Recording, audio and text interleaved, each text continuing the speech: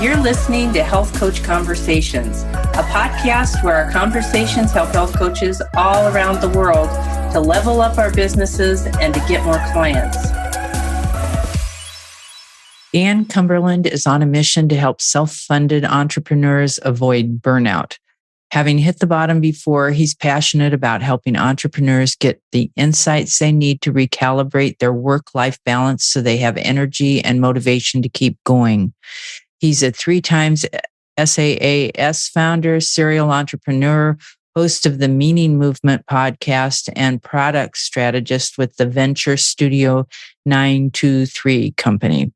His work has been featured in Entrepreneur Magazine, Fast Company, and more. His most recent project is a software for repurposing speech-based audio and video info viral ready shorts. It's called videosnap.io. Outside of business, he's a father, husband, avid reader, runner, health and fitness optimizer, and volunteer with the Carbon Almanac. He lives in Seattle with his wife and 3 kids. We're going to talk today about burnout and recovery and the many hidden $1 million mistakes entrepreneurs unknowingly make, and the 4 pillars of meaningful work and how to build a business that you'll love for the long haul. So what do people need to know about burnout? Yeah. The first thing that we need to know about burnout is that burnout is a very human experience. That burnout happens a lot. I like to think about burnout as something that's always happening. It just doesn't show up until the rate of burnout is higher than our rate of recovery. And so you could think of it very similar to your body's energy, but it's an emotional expenditure. And when we talk about burnout, we often talk about it as this big capital B experience, when really it's something that we're always going through, that we often encounter, and oftentimes not in the capital B kind of ways. And so when we do hit those kind of, when all the red lights are flashing on our emotional dashboard, that's usually when it gets our attention. But there are other ways that we should be, checking in with ourselves, checking with our success metrics, checking with our pace, especially as entrepreneurs building our own projects, especially projects that we care so much about. We often can just get in a groove where we're just pushing so hard that we forget to check in with these things. So we can be suffering symptoms of burnout every single day and not even know it, right? It's 100% true. Yes. Yeah. Yes, exactly. So you talk a lot about purpose and meaning in work. What are some things people need to know about work and meaning? Yeah, I love this question. This is like I just geek out on all this stuff. What I've found in all the conversations that I've done, all the research that I've done, I did a master's degree around this, that there's 4 areas of life where we and work where we experience meaning and purpose. So we often think in these conversations, like for this one kind of singular thing that's like our purpose in life, our mission, our calling, whatever word we want to put to it. But really, well, for most of us, that either doesn't exist or it's too big of a thing to put into one specific role, one specific job, one specific work expression. And so a more helpful framework to use is to look at 4 different categories. And then these categories would be true of any kind of work, whether you're an entrepreneur, whether you're working a job. And they all start with P's. I used to be a pastor, so they all have to start with P's. They all have to alliterate. It's the people that you work with, the people that you work for, the people that you're serving, your customers, your clients, your coworkers, your manager, all the people, those interactions, those relationships. That can be a really great place to find meaning, to find purpose, to find satisfaction, fulfillment in your work. It could be the process. That's the day in, day out of what you actually do in your job. For some people, and the most romantic, I guess, expression of that would be like an artist who just loves to make their art, or a writer who just loves to write. But it's also, an accountant that just loves to balance the books, a developer who just loves to have that code just look perfect, or, whatever else it might be.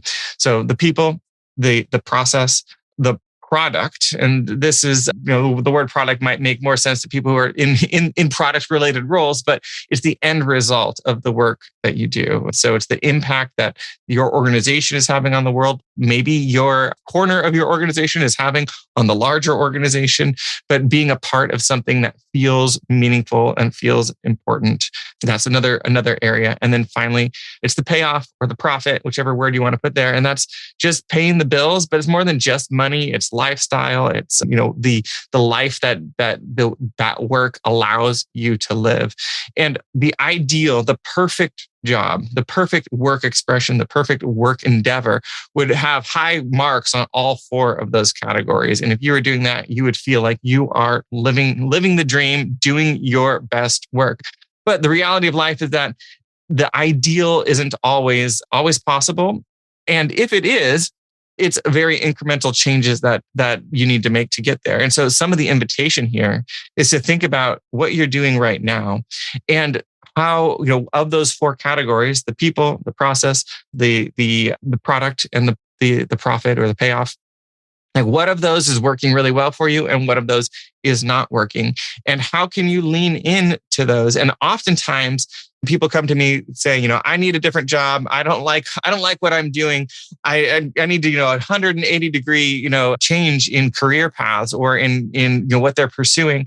When in reality, and what as I work with people around these things, what often happens is that we don't need a 180 degree change. What we need is a change in mindset and a different framing for the work that we're doing, so that we can find these places where we can lean in more to get more out of what we do. The other invitation here is that sometimes if we're really high on one of these categories and really low on the others, it puts us in a really confusing space. This often happens with health workers, with people who are in helping professions in some capacity, nonprofits a lot, because you have something that you love that is making a really big difference in the world. So you're really high on the product piece. Maybe you're even doing it with people that you love, but you're so, under-resourced, or maybe the culture is not healthy, but because you're passionate about the product, you lose sight of all the other, which then kind of brings us full circle to the burnout conversation. It's a great recipe for burnout when you're high on one, low on the others.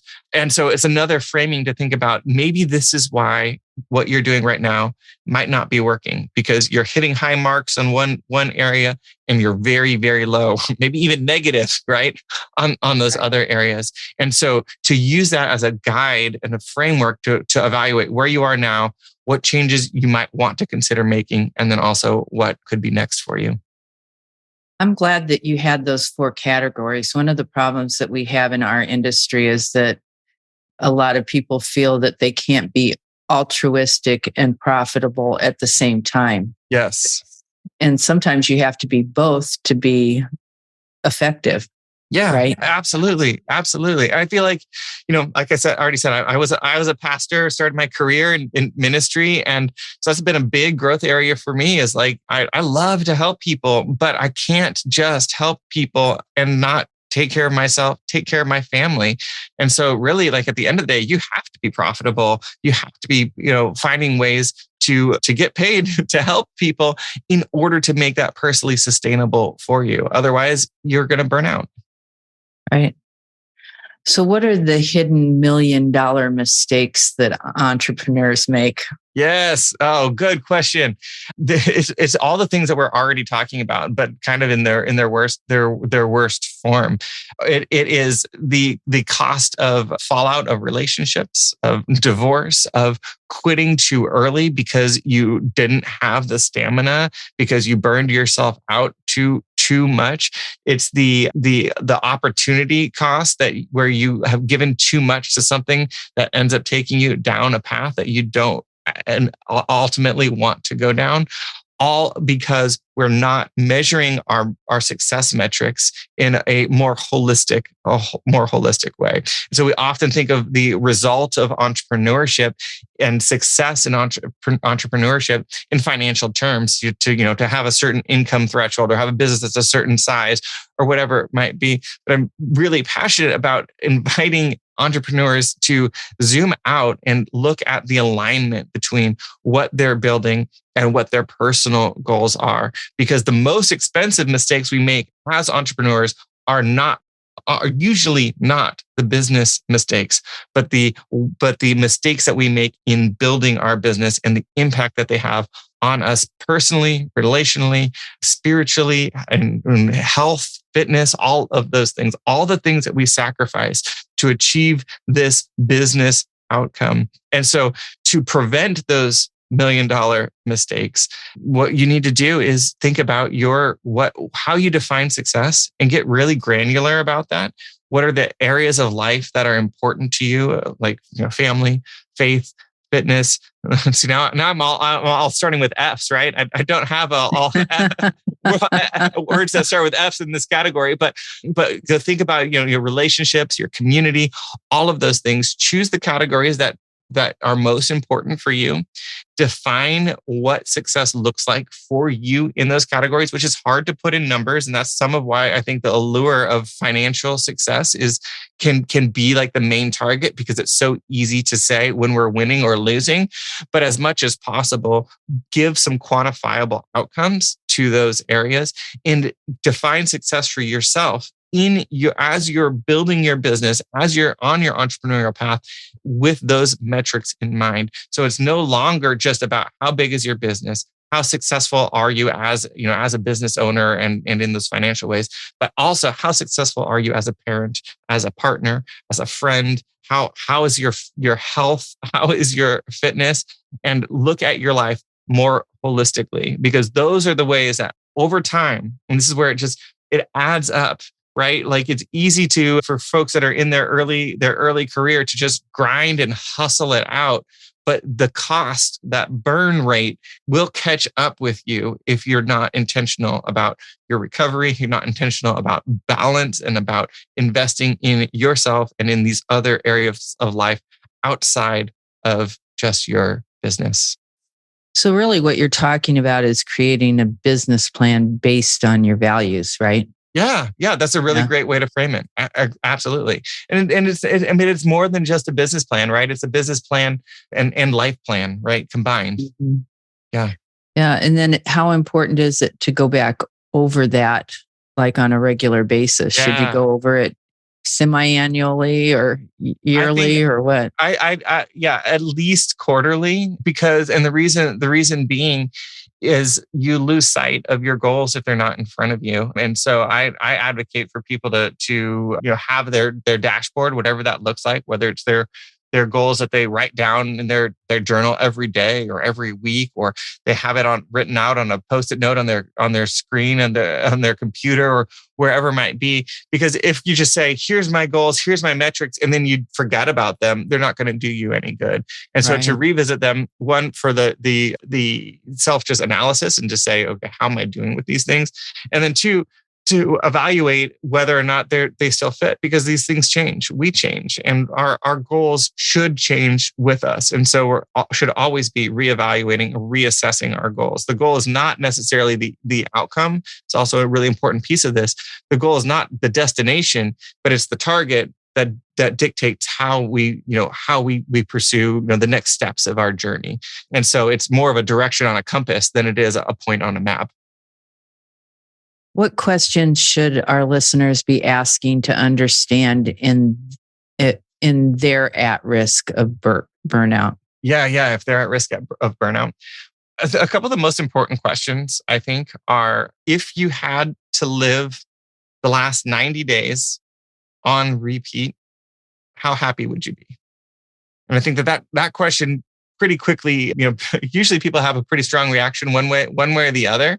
But I think it's a really good time frame to think about, 90 days. That's enough that, like, if things are going poorly, that are outside of your control, you usually have enough inside of your control to help balance out, the things that are outside of your control. But that an assessment like that helps you realize, okay, so if this is how I've been living my life for the last quarter, and I had to live that over and over and over, is that going to be a life that I want to live? And again, this kind of circles back to like the entrepreneur who, we often are so driven by our vision for what we want to bring about and the destination that we want to get to, that we forget that life is happening right now, and that we can so sacrifice our present in order to achieve a future, but that future may never.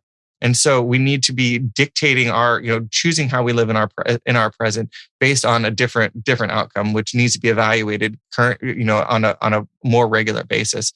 Another important question that I asked my wife this the other day, and I think that her response was telling, but ask the people that are close to you. Just ask them, do you think if someone asked you, this is what I asked my wife, if someone asked you if I am happy, what would you say? And that would be really telling, right? Because they have a different impression of you than what you have of yourself. And they see you, the people in your life, your friends, your community, your family, everyone. And so to get them to answer that on your behalf is really telling of, one, your relationship with them, right? And how well they're seeing you and what they're seeing. And then also it's just a great feedback loop of like the things that you could be blind to because you're so driven by where you're trying to drive your life and your business. Yeah, I love that question. Everybody that's listening needs to go out and ask their significant other, or maybe even their children or their grandchildren. Yes, I love it. Do you see me as being happy? Yes. And even just to say, if someone else asked you, right? Because it kind of takes the pressure off of like, it's not just about you and me. It's about if someone else asked you this, it's hypothetical, right? Kind of frees them to maybe be a little bit more honest in it. Yeah, that's good. I can think of a couple other people I think I'd like to ask that question to. There you go. People that you work with even. So that's good. Exactly. Yeah. I love that. That could change things, couldn't it? Yeah. And I think the outcome of both of those questions, I think, it's not going to give you like, oh, here are the next steps, but it will help you know if like, okay, here are some warning lights that might be going off in my life and I need to make some changes. And those can then lead to next steps, which we've already talked about of, establishing some metrics and some rhythms and some self-care and all the other things along the way. Good. Okay. So you've made some simple changes. This is going in another direction now, but you've made some simple changes to your social media that produced big results. What are they? Oh man. Yeah. And wait, first tell me when did you make the changes? I made these changes in last year. So okay. All of this, this is kind of more, business strategy a little bit. I often would post on social, and it starts with a mindset shift and then moves into tactics and strategy. I often post on social, would post on social, and then feel like have all kinds of feelings. I have a lot of feelings in general in life, but have all kinds of feelings about the outcome of that post. People didn't engage with it, didn't get very many likes, nobody commented. And I would feel shame about that it wasn't good enough, or it felt like it reflected on me in some way. And then what happened was a couple different things happened. One was a challenge from a friend to post every day.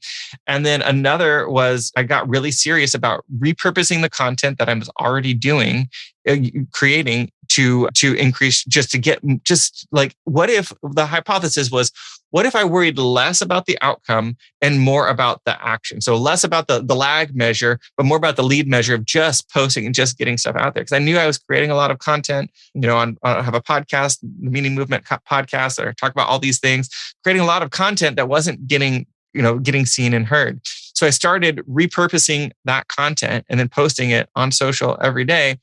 And the goal was not then measured in how many likes or how much engagement I got, but how did I post today? What did I, and what am I being consistent in my posts? And I went from 5,000 impressions over a 90-day period to 64,000. And it's continued to go up from there as I've gotten better at doing this. And I ultimately, created a tool specifically for this called Video Snap, which is a content repurposing tool for taking long form audio or video and making short form social ready videos out of it. So turn your TED Talk into a TikTok or your podcast into a YouTube short or whatever it might be. And so that's at videosnap.io is that tool. But it all starts with this mindset piece of that social, the outcome of social shouldn't be measured on a post by post basis, but over a much longer time span. And it took me a long time and a lot of pain, of emotional pain, of feeling embarrassment or bad or whatever about posting to really start figuring that out. And so offering that to people who are, might be thinking about social and their social engagement strategy to, commit to posting regularly and then measure your results on a much larger time frame than did one post succeed or not. Did your engagement go up as your impressions went up? Yes. And in different ways. The engagement in some posts, like video posts, often don't get much engagement, but they get a lot of impressions because people watch them, but then they don't comment. And it took me a while to figure that out too, because I'm like, well, no one likes my video content. But then as I saw the impressions, I could see people are watching this content, but they're just not wanting to comment or, engage with it. But then as that was also happening, then my text-based posts have also been getting more and more engagement as well. Yeah. Good. Yeah. Good. So do you market that software? I do. Yeah. Yeah. Videosnap.io. We have a free trial where you can get on and try everything for the first 7 days. Totally free. See how it works for you.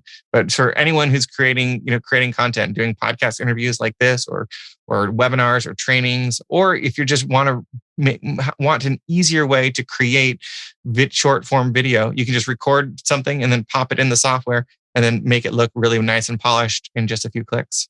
Yeah, Sylvie's been doing that with ours, and I'll have to tell her about yours because she is looking for easier ways to do it. Perfect. That's good. Yeah. I can see where that would work for a lot of people. As a matter of fact, we've been working with a lot of people in our inner circle who want to put more video out there and shorten some things. Yes. Yeah, good. The way it works, just to go into it a little bit, you upload your longer form piece, which again, it could just be you just recording a piece just for social or like a podcast interview.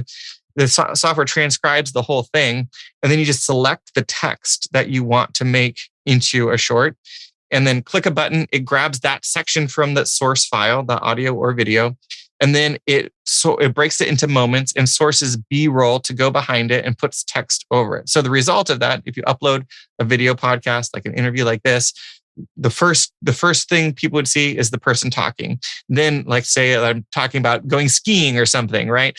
And then the next clip, so it'd be the person talking, it'd be me talking for a couple of seconds with the text on the frame, and then it would cut to someone skiing with the text over the frame, and then it would keep cutting to other B-roll to fill out the picture. And there's all kinds of customizations you can do. Bring it back to the person talking or bring in other B-roll, but the end product is a much more engaging piece than just someone talking with text over it, or just some random footage, but a really dynamic and engaging social video. So how long would it take, say, to take a 30-minute podcast and to pull it all together as a video short doing that? With VideoSnap, you can do that in 30 minutes podcast. If you know which piece you want to which section or which topic you're going after, you could probably do it in 2 minutes. Really? Yeah. I mean, that's pretty cool. It's really fast. And then you could maybe use the same podcast and pull out 4 different pieces and have 4 different shorts too. 100% true. Yes, exactly. Then could you take... I always make everything so complicated. Then could you take those shorts and put them back together? I mean, could you take different ones and put them together? Little highlight reel. We can't do that in the software. We can't stitch the other clips together, but you could just pull them into iMovie or whatever and do that. Absolutely. Okay. Yeah. So how did you were a pastor to start off with, and then you got into business helping people find their purpose, right? Yes. And how did you end up with software? How did I end up with software? So in tandem, as I was building the meaning movement and helping people around purpose and burnout and all these things, I was trying to figure out ways to grow my business because I didn't have a business background. And so started just getting to know other business owners, learning from other business owners. That led to opportunities to work with other business owners. That brought me an opportunity to run a software company for a few years. So I did that for 3 years, this is seven or so years ago. And that, got me a skill set around software. And so then this is kind of a solve your own problem product as I was making content and wanting to grow on social and seeing the result of posting more on social. Took that skill set and it felt like kind of bringing my worlds together a little bit to create Video Snap. And so there's a couple other software projects I've launched and played with along the way. But yeah, that's how it's all happened. It's amazing how things evolve. It really is. Yeah, you just take the next step, and the doors that you can never expect, open up in front of you. So, did you create this yourself without hiring extra IT people? I have a partner. So there's a couple business partners involved. One of whom is a development agency. 923.co is the agency, and they build amazing apps. Cool. Yeah. Okay. Well, thank you so much for being here with me today. Congratulations on all your forward movement and everything that you're doing. It all sounds like it's really worthwhile. Thank you. It really thank you so much for having me on the show. Would love, for anyone who wants to check out, what I'm up to. I have an assessment to ask some of these questions around burnout and called at themeaningmovement.com/start. You can take that assessment. I call it the bootstrap burnout assessment, but it just asks some questions. Really, it's like a burnout risk assessment. So it gives you a score based on your answers to the question, what's your liability? How liable are you to experience capital B burnout? But I would love to connect with anyone who is with the work that I'm doing. Great. We'll include that link and then the link to your website too with your podcast. Love it. Thank you so much. Thanks for listening to the show. If you liked what you heard, please give us a 5-star rating or review on iTunes.